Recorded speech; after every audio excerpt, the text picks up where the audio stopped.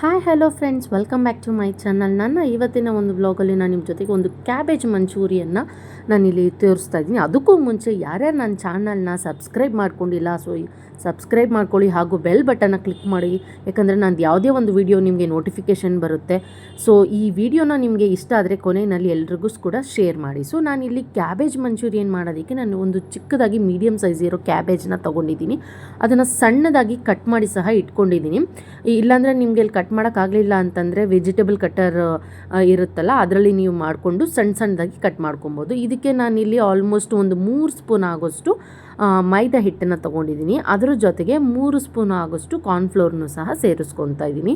ಆಮೇಲೆ ಇಲ್ಲಿ 1 ಸ್ಪೂನ್ ಆಗುವಷ್ಟು ಶುಂಠಿ ಬೆಳ್ಳುಳ್ಳಿ ಪೇಸ್ಟನ್ನು ಸಹ ನಾನಿಲ್ಲಿ ಸೇರಿಸ್ಕೊತಾ ಇದ್ದೀನಿ. ಮತ್ತು ನಾನಿಲ್ಲಿ ಸ್ವಲ್ಪ ಇಲ್ಲಿ ಯಾವುದೇ ಥರ ಕಲ್ಲರ್ನ ನಾನಿಲ್ಲಿ ಯೂಸ್ ಮಾಡ್ತಾಯಿಲ್ಲ. ಅದ್ರ ಬದಲಾಗಿ ಕಾಶ್ಮೀರಿ ಚಿಲ್ಲಿ ಪೌಡರ್ನ 1 ಸ್ಪೂನು, ಅದ್ರ ಜೊತೆಗೆ ಖಾರಕ್ಕೆ ಸ್ವಲ್ಪ ಖಾರದ ಪುಡಿ ಹಾಗೂ ಗರಂ ಮಸಾಲ ಇಷ್ಟನ್ನು ಸೇರಿಸ್ಕೊಂಡು ರುಚಿಗೆ ತಕ್ಕಷ್ಟು ಉಪ್ಪನ್ನು ಸಹ ಸೇರಿಸ್ಕೊಂಡು ಇದನ್ನು ಚೆನ್ನಾಗಿ ಆ ಕ್ಯಾಬೇಜ್ ಜೊತೆಗೆ ನಾವು ಹಾಕ್ಕೊಂಡಿದ್ದಂಥ ಎಲ್ಲ ಮಿಶ್ರಣನೂ ಮಿಕ್ಸ್ ಆಗೋ ಥರ ಮಿಕ್ಸ್ ಮಾಡ್ಕೋಬೇಕು. ಬಟ್ ಇಲ್ಲಿ ನಾವೇನು ಕ್ಯಾಬೇಜ್ ಎಲೆಕೋಸು ಏನಿದೆಯಲ್ಲ ಅದರಲ್ಲಿ ನೀರಿನ ಅಂಶ ಹೆಚ್ಚಿಗೆ ಇರುತ್ತೆ. ಸೊ ನಮಗಿಲ್ಲಿ ಎಕ್ಸ್ಟ್ರಾ ನೀರನ್ನ ಹಾಕೊಳ್ಳೋ ಅವಶ್ಯಕತೆನೇ ಇರೋದಿಲ್ಲ. ಅದು ಉಪ್ಪು ಹಾಕಿರೋದ್ರ ಜೊತೆಗೆ ಕಲಿಸ್ತಾ ಇನ್ನಷ್ಟು ನೀರು ಬಿಡ್ತಾ ಬರ್ತಾ ಇರುತ್ತೆ. ಅದಕ್ಕೋಸ್ಕರ ನಾನಿಲ್ಲಿ ಇನ್ನೂ ಒಂದು ಸ್ವಲ್ಪ ನನಗೆ ನೀರು ಅಂತ ಅನಿಸ್ತಾ ಇತ್ತು. ಅದಕ್ಕೋಸ್ಕರ ಇನ್ನೂ 1-2 ಸ್ಪೂನು ಮೈದಾ ಹಿಟ್ಟು ಜೊತೆಗೆ 1-2 ಸ್ಪೂನ್ ಆಗೋಷ್ಟು ಕಾರ್ನ್ಫ್ಲೋರ್ನ ಹಾಕ್ಕೊಂಡು ನೋಡ್ಬೋದು ಯಾವ ಒಂದು ಕನ್ಸಿಸ್ಟೆನ್ಸಿ ನಮಗದು ಉಂಡೆ ಕಟ್ಟೋದಕ್ಕೆ ಆಗಬೇಕು. ಆ ಒಂದು ರೀತಿಯಲ್ಲಿ ನಾವಿಲ್ಲಿ ಸಣ್ಣದಾಗಿ ಉಂಡೆ ಕಟ್ಟಬೇಕು. ಅದಕ್ಕೋಸ್ಕರ ನಾನಿಲ್ಲಿ ನಾವು ಕೈನಲ್ಲಿ ಇದು ಮಾಡಿದಾಗ ಅಂಟ್ಕೊಳ್ದಿರೋ ಉಂಡೆ ಕಟ್ಟಂಗೆ ಆಗಬೇಕು. ಅದಾದಮೇಲೆ ನಾನಿಲ್ಲಿ ಎಣ್ಣೆ ಕೂಡ ಇಲ್ಲಿ ಕಾಯಿಸೋಕೆ ಇಟ್ಟಿದ್ದೆ. ಸೊ ಎಣ್ಣೆ ಕಾದಿತ್ತು, ಅದಕ್ಕೆ ನಾನಿಲ್ಲಿ ಸಣ್ಣದಾಗಿ ಅದನ್ನು ಉಂಡೆಗಳ ಥರ ಹಾಕ್ಕೊಂಡು ಇದನ್ನು ಕ್ರಿಸ್ಪಿಯಾಗಿ ನಾವಿಲ್ಲಿ ಫ್ರೈ ಮಾಡ್ಕೊಬೇಕಾಗುತ್ತೆ. ಮೆತ್ತುಗಿಂತ ಕ್ರಿಸ್ಪಿಯಾಗಿ ಮಾಡಿಕೊಂಡ್ರೆ ತುಂಬಾ ಚೆನ್ನಾಗಿರುತ್ತೆ. ಆ್ಯಂಡ್ ಇದು ಈವ್ನಿಂಗ್ ಟೈಮ್ಗೆ ಸ್ನ್ಯಾಕ್ಸ್ಗೆ ತುಂಬಾ ಚೆನ್ನಾಗಿರುತ್ತೆ. ಅದು ಅಲ್ಲದೆ ಈಗ ಈವ್ನಿಂಗ್ ಟೈಮ್ ತುಂಬ ಚಳಿ ಅನಿಸ್ತಾ ಇರುತ್ತೆ.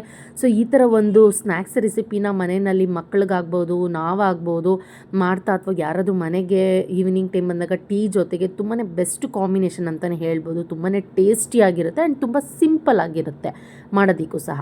ಅದನ್ನೆಲ್ಲ ನಾನು ಫ್ರೈ ಮಾಡ್ಕೊಂಡು ಪಕ್ಕಕ್ಕೆ ಇಟ್ಕೊಂಡು ಈಗ ಇನ್ನೊಂದು ಪ್ಯಾನಲ್ಲಿ ಸ್ವಲ್ಪ ಒಂದು 3 ಸ್ಪೂನ್ ಆಗೋಷ್ಟು ಎಣ್ಣೆ ಹಾಕ್ಕೊಂಡು ಜೊತೆಗೆ ಒಂದು ಚಿಕ್ಕ ಸೈಜ್ ಈರುಳ್ಳಿನ ಸಣ್ಣದಾಗಿ ಹೆಚ್ಕೊಂಡಿದ್ದೀನಿ. ಜೊತೆಗೆ ಹಸಿ ಮೆಣಸಿನ್ಕಾಯಿ 3 ಸಣ್ಣದಾಗಿ ಕಟ್ ಮಾಡಿಕೊಂಡು ಶುಂಠಿ ಬೆಳ್ಳುಳ್ಳಿ ಪೇಸ್ಟನ್ನು ಸಹ ಹಾಕ್ಕೊಂಡು ಚೆನ್ನಾಗಿ ಇದನ್ನು ಅಂದರೆ ತುಂಬ ಅದು ಜಸ್ಟ್ ಒಂದು ಸ್ವಲ್ಪ ಹಂಗೆ ಅದು ಫ್ರೈ ಆಗಬೇಕಷ್ಟೇ, ತುಂಬ ಫ್ರೈ ಆಗಬಾರ್ದು. ಯಾಕಂದರೆ ಇದೆಲ್ಲ ಅದ್ರ ಜೊತೆಗೆ ಮಿಕ್ಸ್ ಮಾಡಿದಾಗ ನಮಗೆ ಬಾಯಿಗೆ ಹಾಗೆ ಸಿಗಬೇಕು, ಆವಾಗೇ ಅದರದ್ದು ಮಜಾ ಇರುತ್ತೆ. ಸೊ ಅದಾದಮೇಲೆ ಒಂದು ಅರ್ಧ ಕ್ಯಾಪ್ಸಿಕಮ್ನ ಸಹ ಉದ್ದದಾಗಿ ಕಟ್ ಮಾಡ್ಕೊಂಡಿದ್ದೆ, ಅದನ್ನು ಸಹ ಸೇರಿಸ್ಕೊಂಡು ಇಲ್ಲಿ ನಾನು ಒಂದು 2 ಸ್ಪೂನ್ ಆಗೋಷ್ಟು ನಾನು ಟೊಮೆಟೊ ಸಾಸನ್ನು ಸೇರಿಸ್ಕೊಂಡಿದ್ದೀನಿ. ನಾನಿಲ್ಲಿ ನಾರ್ಮಲ್ ಟೊಮೆಟೊ ಸಾಸನ್ನ ಸೇರಿಸ್ಕೊಂಡಿದ್ದೀನಿ. ನಿಮಗೆ ಸ್ವಲ್ಪ ಖಾರ ಬೇಕು ಅಂದರೆ ಇಲ್ಲಿ ಚಿಲ್ಲಿ ಟೊಮೆಟೊ ಸಾಸ್ ಬರುತ್ತಲ್ವ, ಅದನ್ನು ಸಹ ನೀವು ಸೇರಿಸ್ಕೋಬೋದು. ಅದ್ರ ಜೊತೆಗೆ ನಾನಿಲ್ಲಿ 1 ಸ್ಪೂನ್ ಆಗೋಷ್ಟು ಸೋಯಾ ಸಾಸು ಹಾಗೂ 1 ಸ್ಪೂನ್ ಆಗೋಷ್ಟು ವಿನೆಗರು ಇದಿಷ್ಟನ್ನು ಸೇರಿಸ್ಕೊಂಡು ಅದನ್ನು ಸ್ವಲ್ಪ ಹಾಗೆ ಫ್ರೈ ಮಾಡ್ಕೊಳ್ತೀನಿ. ಅದೆಲ್ಲ ಚೆನ್ನಾಗಿ ಫ್ರೈ ಆದಮೇಲೆ ನಾನಿಲ್ಲಿ 1 ಸ್ಪೂನ್ ಆಗೋಷ್ಟು ಕಾರ್ನ್ಫ್ಲೋರ್ನ ನೀರಲ್ಲಿ ಮಿಕ್ಸ್ ಮಾಡಿ ಇಟ್ಕೊಂಡಿದ್ದೆ.